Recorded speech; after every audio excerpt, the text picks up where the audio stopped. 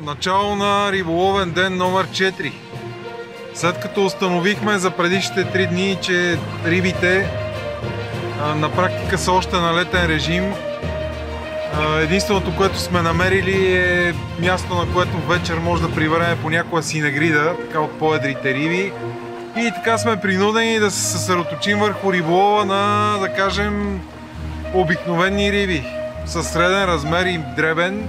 Затова днес ще бъде ден отново на тай-ръбър, като ще се разходим и с местата, които намерихме последните дни и вече по-прецизно ще ги обловяваме. За целта съм си направил един доста по-приемлив такъм, с по-малък размер, 3 инча и половина, с тунгстен глава. Въобще настроен съм за по-прецизен риболов днес. Ето, вижте как изглежда такъма ми за днеска. Понеже ще ловим през светлата част на деня около обяд, съм сложил това УВ кафяво, тунгстен глава отново и една малко по-финна линия.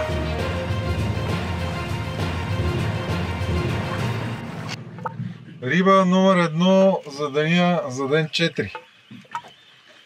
Малка. Пак сме на прецизен риболов в открито море, вероятно в Агри. Разработваме си една от точките, дето намерихме последните дни.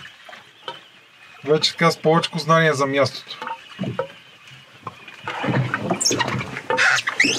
Много добре се видя на сонара. Сега ще се опитам да ви покажа. Ето. Спускане. Спускане. И рибата взе.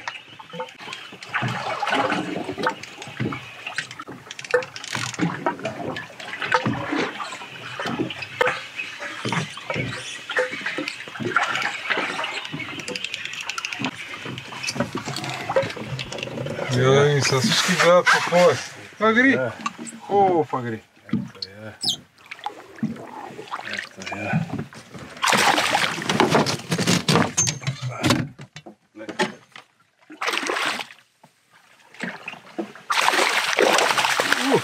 Ай, си излезе през дупката. Няма страшно. Куките работят и в дупката. И в дупка и... Не жди, какво са? Абе, първата риба за деня. Fishing with Furuno. Доволен съм. Да, бе. Фуруно си е много различно. Дойдох, видях и хванах. Да. Направо така се случи. Айде, кажи добро утро. Добро утро на всички приятели, риболовци. Пожелавам на всички успех. Дано и нашия успех днес ни провърви. На всички на слука. Добре. Ето и първата слука.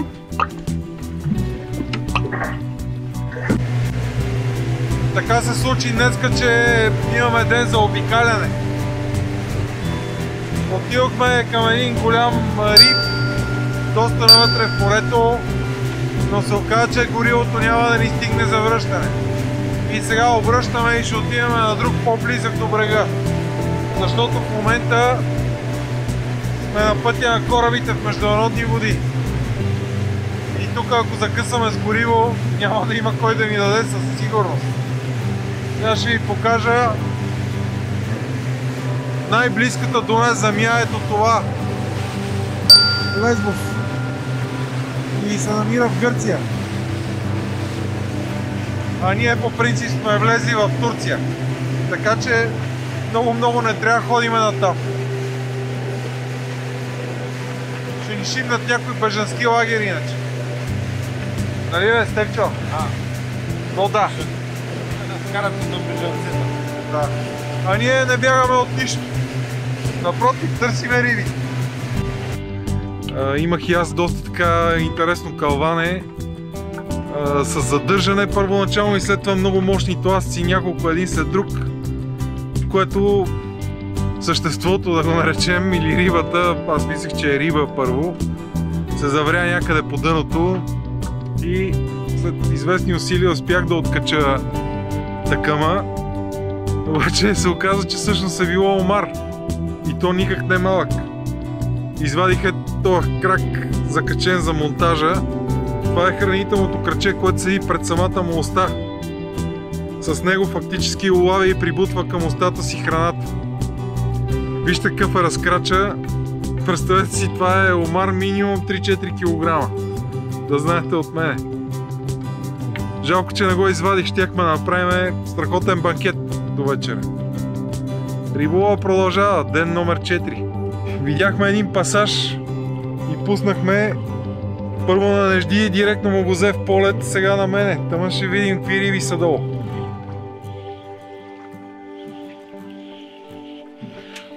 Кълването при пропадане се познава най-добре, когато започне да ви трепери върха или ако тръгне да се развива по-бързо влакното. Най-често прави и двете. Сега ще видим, това вероятно е сафритско мрия, нещо от този вид.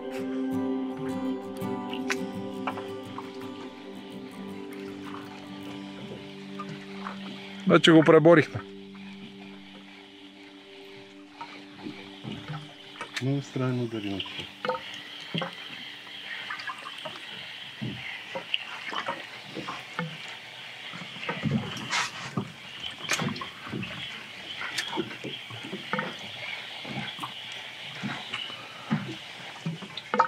Виждам го вече. Бяла рибка. Скатари, бе.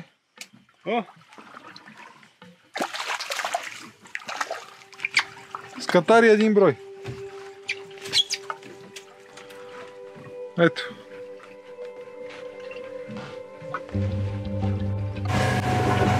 Ето се разминаваме с кораби.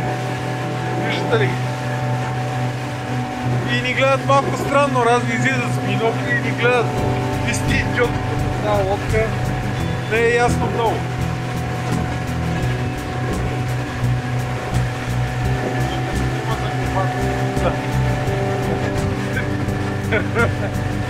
Трима ли сме, двама ли сме, там един е по-малко. Аз имам предвид себе си, не искам да обида никой. Това моето не е точно глупост, ами и по-скоро като на малоумник ми отбият нещата. Малоумника не е толкова глупав човек, колкото човек, който не му стига много акъла. Нали бе? Не така е, бе. Кое? Не е така. Той не е точно тъй. Не си малумник, бе. Добре. Ама факт не си малумник, а съм глупак. Фактите всички ги знаем. Ти какво си? Д'Артанян. Д'Артанян, тримата мускетари. Ето. Трима мускетари сме били. Да не сме тримата глупаци, иначе на мускетарите съм съгласен. Ето многото разходки допълват. Подвижна бензиностанция в морето. Тук в Триума само туби има. Празни вече. Слагаме последния бензин. И така. Хрумна ми в един момент, че може тук виждам някакви кораби на хоризонта да ги спреме на стоп да искаме гориво, обаче те са на мазут и на дизел. Няма да ни свършат много работа.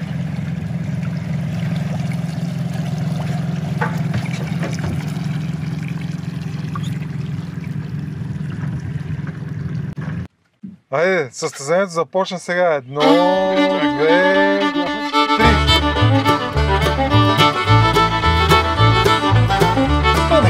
Стана идиоти има тук, разбирате. Това е накълването, води до страшни работи. Какво мога да причини на един мъж? А на трима?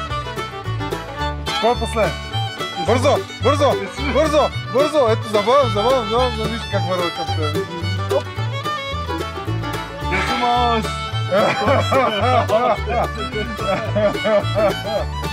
Че това е така така намира. Сега аз изтанцувах танца на победата, а Стефчо ще изтанцува танца на загубата. Това е нещо, което трябва да бъдеш клекнал и да се срамуваш. Днеска не върват на добре нещата. От обяд риболов се закучи много сериозно. Имаме по някой удар, но на практика почти всички риби се откачат. Време е май да помислим за някакъв план Б. Много орехови калванета. Успяваме да излъжеме по една риба само първия, който пусне. Както преди малко аз направих. Видяхме една риба, пуснах и в момента, който ударих дъното и поведох, взе примамката, подържах я може би 5-10 секунди. Така не мога да кажа, че е голяма, може би килограм да е било в агри. И след това се откачи. Не мога да разбера само прехапват ли, много плахо взимат. Не е нормална тази работа.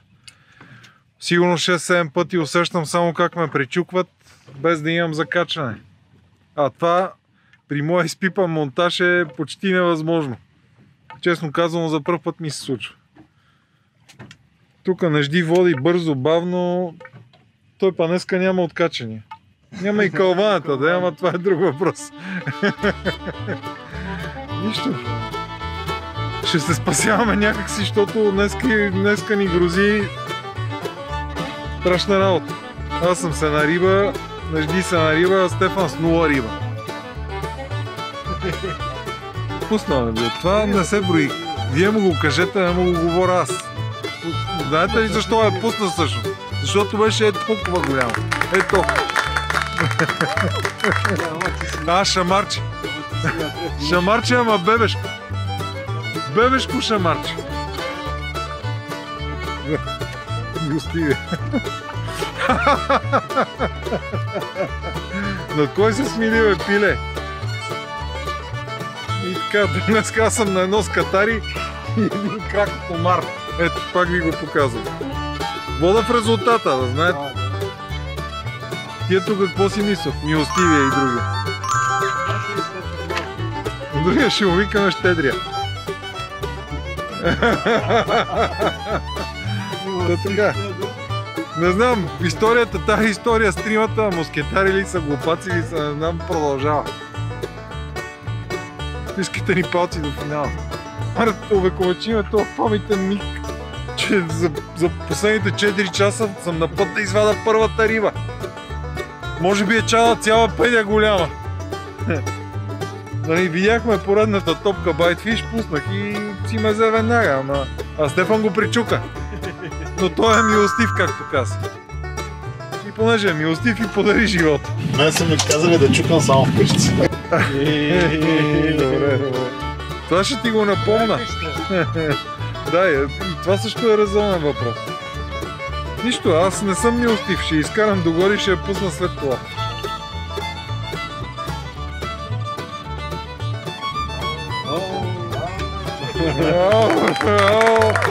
Мога да ми се смеете, че хванах Ханос, но хванах, а вас само ви причуква. Да, така. В този капризен риболов и прецизен, чакочичките малко са шупнали, ама какво направим? За чайките. За чайките ще има също. Значи вижте сега, чакайте да откача това ханосче мило. Пускам го, ама няма да оживее, за съжаление. Да ви покажа един пинис за такива моменти, когато наистина нещата са много капризни и прецизни. Виждате какво съм си добавил на монтажа. Това са две силиконови червейчета. Сега ще ви покажа как точно са закачени. Ето ми халкичката. И самото червейче от цяло с прещипване в средата и аз съм го прекарал през халката. Когато го вкарам в октопода, това е абсолютно достатъчно. Ето вижте го как изглежда. Когато го прекарам и го вкарам в октопода, това е абсолютно достатъчно, за да го държи на място. И когато го пусна във водата, вече има доста примамлива игра. Тези извити краища, които виждате, почват да трептат като твистърче и на практика го правят много апетитно. Вижте как застава в октоподчето. Съвсем леко е по-дълго от него и създава малко повече обем и малко повече вибрации. На това накълване се чудиме какво да измислиме вече. За един Ханос на какво е способен човек. Тук заради дребната риба се въртат много повече чайки. Глароси почти няма. Ако беше Гларос, за да го отвял. Но така е в живота. Нещастието за едни е щастие за други. Ханосът ще си отиде, а някой ще заспи с пълен корем тази вечер. Оп, айде още един Ханос. Аз пащам поредната храна за чайките. Оп, опита се да го вземе, видяхте ли?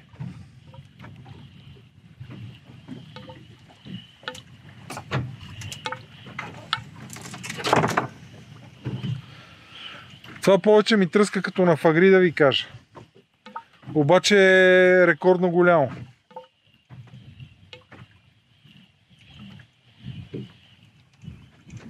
Дали не се откачи дори.